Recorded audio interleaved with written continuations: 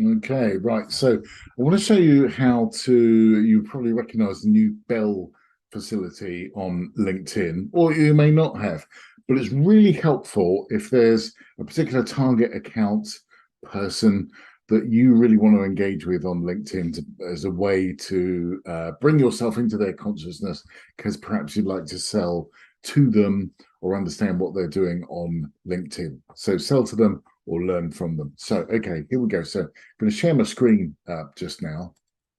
And let's say, by the way, this is my great friend Phil Strange, and he's comfortable with me using his profile as a bit of a guinea pig. So here we go. We land on the profile, and let's say that's a person that we really want to know more about of. So to save going onto their profile all the time, make it look like we're stalking them, what we can do instead is to look over here. Now, not everyone has this, but many do, and Phil is one of those. And what you can do is see this bell here. If I click on there, you'll see it gets notified about all of Philip's posts. So I'm going to click on that, and it's going to do its thing.